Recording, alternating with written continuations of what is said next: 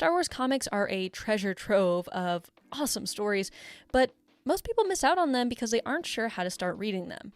With books, you have ebooks and physical books and audiobooks, but with comics, you have quite a few different ways to read them.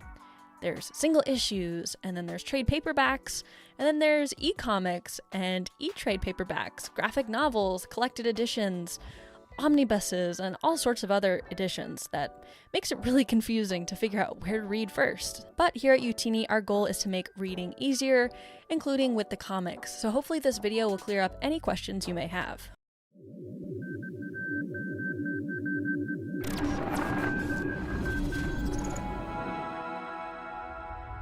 Hey everyone, my name is Emma Park. I'm a content creator here at Utini, and today I'll be talking about how to read comics.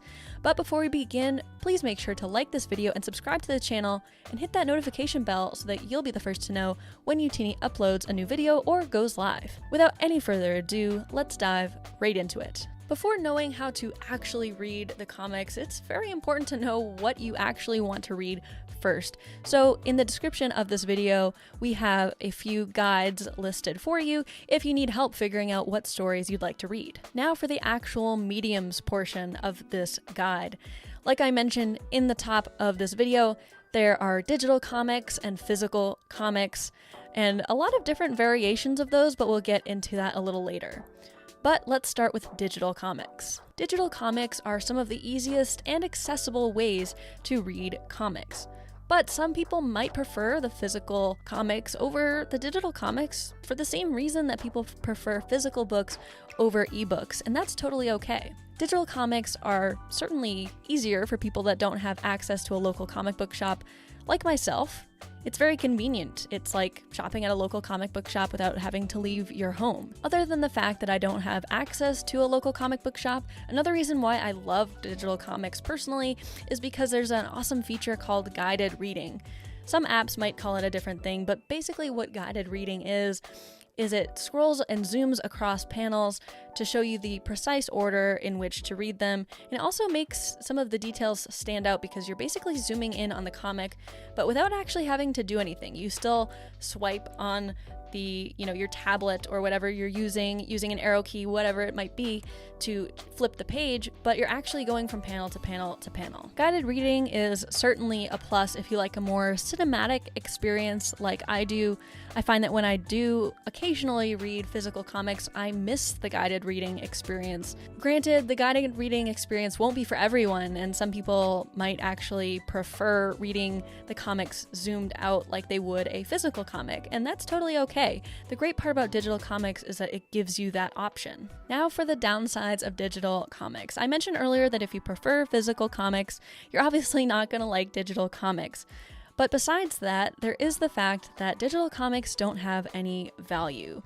Yes, you spent like $3.99 or $4.99 to get that comic, but you can't resell your digital comics. Whereas with physical comics, if, say, a comic character takes the leap into a live action show, a la Black Chrysanthemum in the Book of Boba Fett, that comic is going to gain a lot of value, and you can turn around and sell that for a major profit. But you can't do that with digital comics. So some people might think that digital comics are a waste of money because you read it maybe a few times, but you can't sell your collection later on down the line.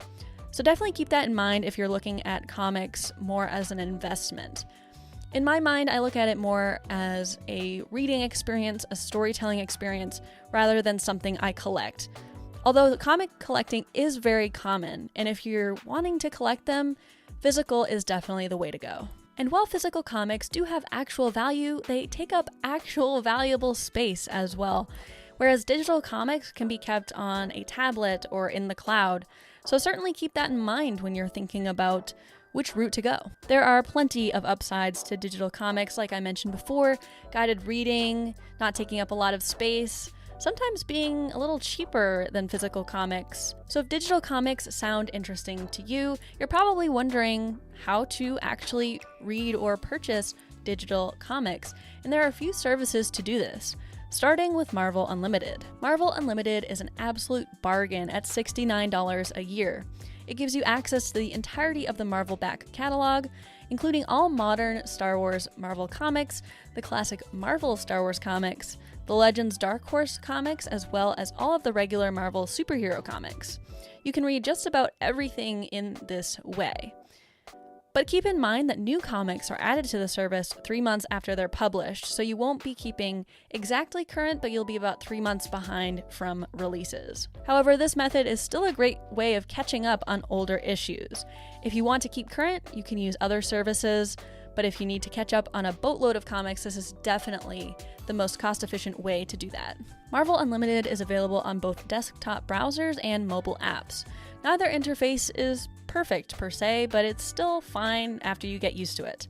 It can just be a bit hard to find exactly what you're looking for at times, but Google will be your friend here. Every time I need a specific comic, I'll Google it, and the Marvel website comes up, and if I'm logged into the Marvel website, I just click Marvel Unlimited, and it'll pop up with the exact comic. If you want a more current experience, as well as a slightly more pretty experience, I would say, your best option is Comixology/Amazon.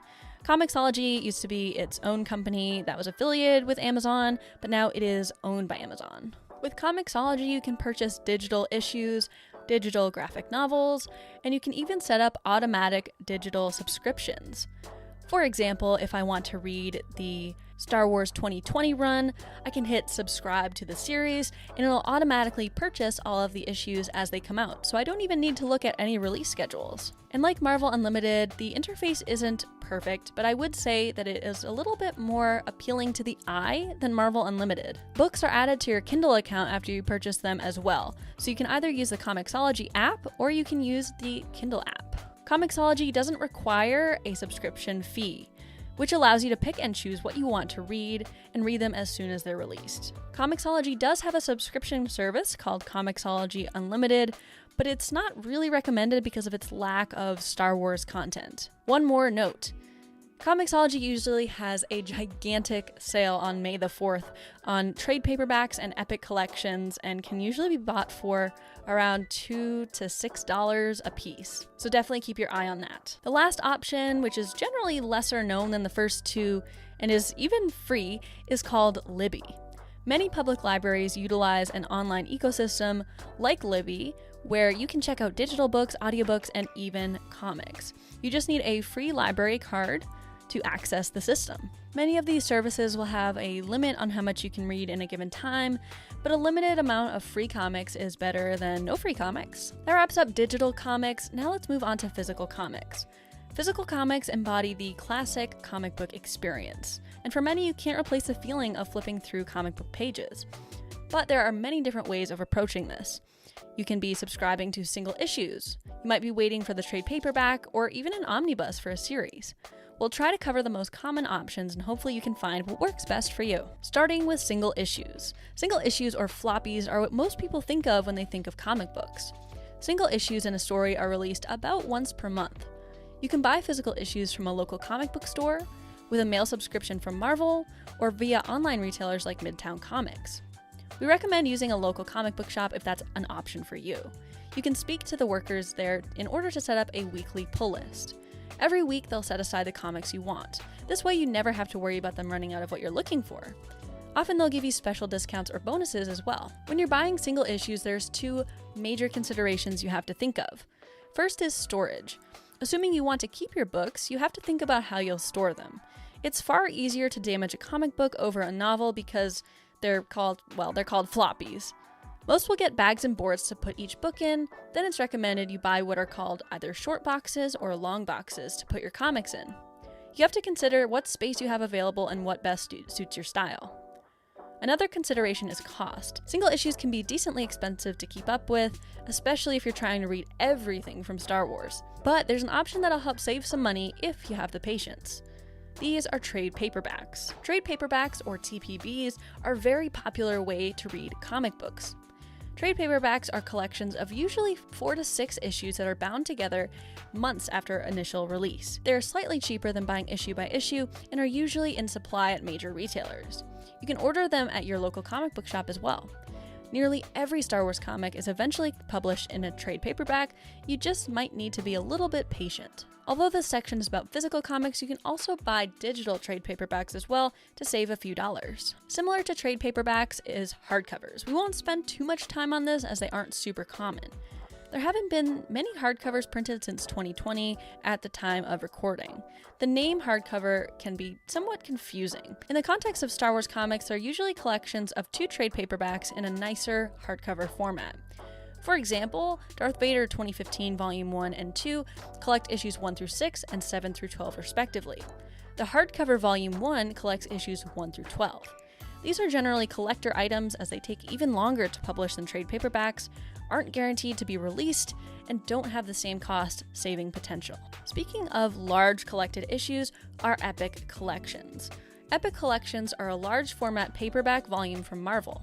These books collect curated sets of Legends comics rather than specific runs. They're a great way to approach Legends comics if you don't really know where to start. With a few exceptions, most are pretty affordable. Like trade paperbacks, you can also buy these digitally. Last but certainly not least is the omnibus. The omnibus is the ultimate collector's format. These hardcover volumes are large in both page size and page amount. They traditionally collect the entirety of a comic book run, with the notable exception of Star Wars 2015. In that case, the run was simply too long to collect in one book. Omnibuses are quite pricey, but give a premium experience. They generally will be released long after a series finishes, however, they aren't guaranteed to ever come out. So banking on an eventual omnibus can be a risk. Omnibuses also require some special care as reading them incorrectly can cause damage to the binding due to the massive weight of the book. It's basically like a textbook. However, setting all of this aside, the omnibus is a great pickup for people who love to collect comic books. That'll do it for today's video. I hope you've enjoyed our guide on how to read Star Wars comics. Hopefully you come away from this with some better idea of how you might read comic books.